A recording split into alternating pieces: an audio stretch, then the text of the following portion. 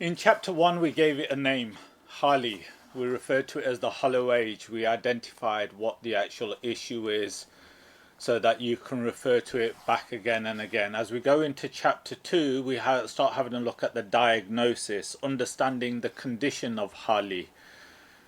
So here we start to define what Hali actually is, and for a lot of people, especially professionals, they're very busy, very productive, very efficient, optimized at life, accomplishing things, getting their titles, degrees, work, income, everything else like that. But underneath that, there's a feeling of emptiness, a pit, almost like you're doing things, but it's not connected to anything. It's empty of purpose.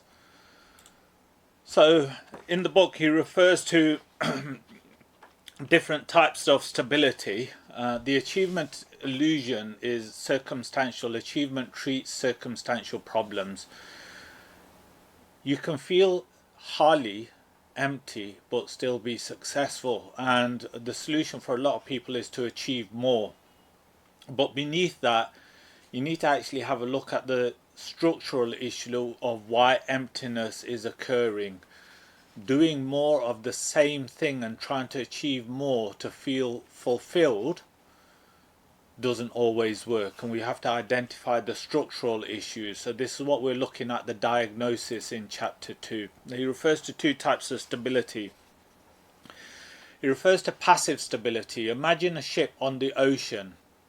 Now, a ship on the ocean anchored doesn't have to do anything to stay still, regardless of the weather conditions, regardless of what's happening around it. It's stable, it's passively stable.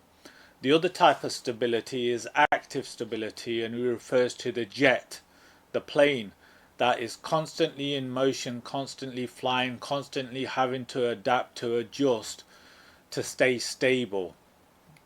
So if the pilot of the plane doesn't continue to do that and stops putting input into the engine and keeps the engine running, it can go into free fall. And he refers to a lot of people that their stability in life is like the jet engine, constantly having to move forward, strive forward, having the engine running, making adjustments, and only when it's in motion does it actually feel stable. And he asked the question that, are you actually anchored like a ship, passive, or are you in controlled free fall when you don't do anything?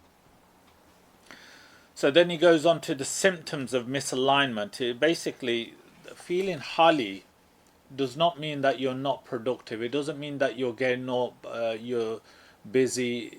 It means that regardless of what you're doing in life, what you're accomplishing, what you're achieving, there's a sense of unfulfillment, and doing more of the same thing is not going to deal with that. And that's what we're having a look at, the diagnosis. Before you can actually offer a solution, you have to give it a name, which is what we did in chapter 1.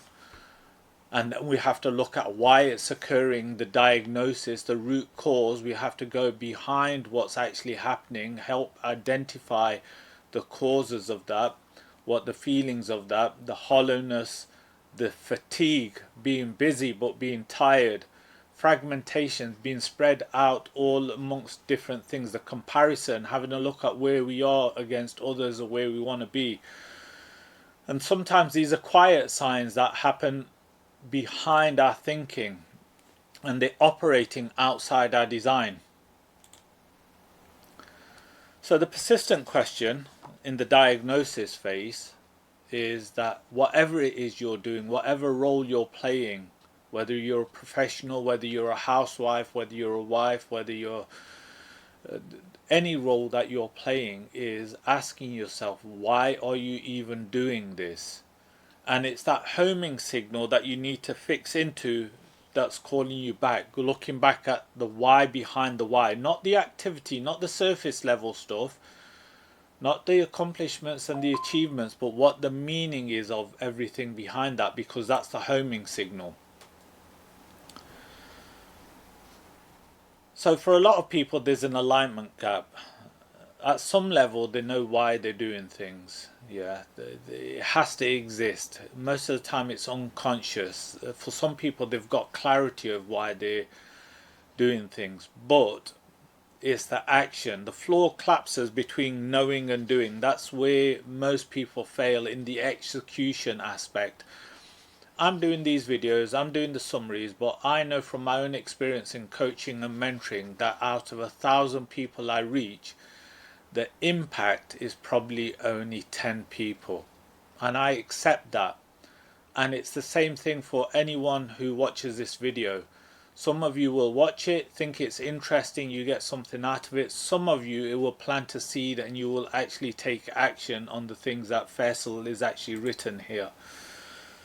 So the success paradox is that the more you strive for external success, the more you strive for accomplishment and achievement, and the more you try and fix things the way that you're going, can actually make you feel even more empty, because the thing that you're striving for is always out of reach and you're misaligned to the thing that you're actually trying to get. And what he's trying to do with this book is give you the name, give you the diagnosis, and get you to pause, get you to stop, get you to identify why it is that you're doing things, the purpose, so that even small things that you do feel purposeful. And it's no longer striving about the most. You can still go for the most things, but every little step is purposeful. So success does not cure emptiness, it amplifies it. Unfortunately, unless you fix the root cause of things, more success will actually contribute to feeling more empty. So the misdiagnosis matrix: achieve more, you'll actually become more empty.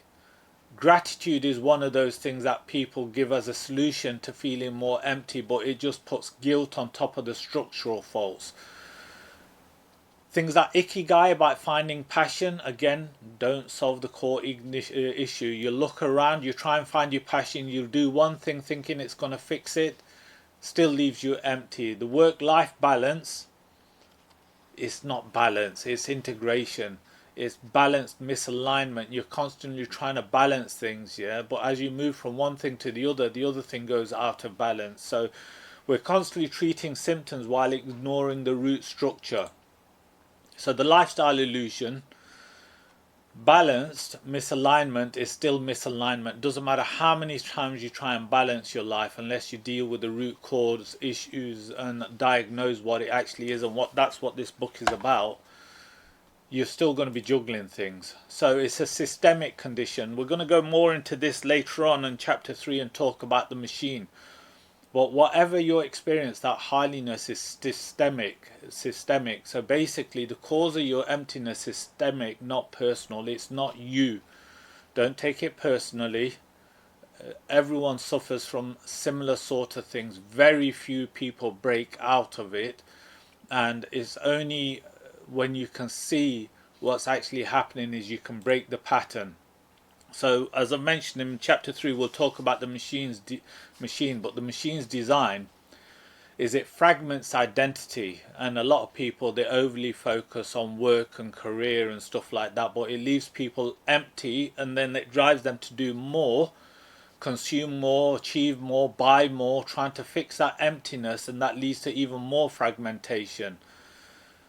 The whole machine is designed for empty people to keep on trying to fill themselves up, but they're looking in the wrong place. So empty people consume. So the true solution, the goal, is not more self-improvement. I do self-improvement, I do coaching and mentoring, but I understand that a lot of it is to give people the pieces of the puzzle so that they can come to the true transformation, which is what Harley is actually having a look at. So you're not broken, you're just misaligned. That's chapter 2, the diagnosis.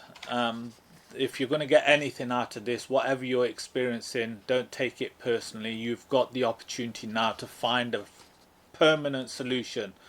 That's what this book is going to get you to, a permanent solution, so that you're not going to give up on the things that you want to accomplish and achieve, but they're going to have more meaning for you. So anyway, that's chapter 2, a quick summary of chapter 2. I'll continue with chapter 3 later. Post a comment, post a like, share these videos. They're open source, which means you can send them to whoever you want. Make a recommendation for the book, Khalyfa. Get others to join in with reading the book as well. I'll be back with chapter 3, The Machine, later on. Take care.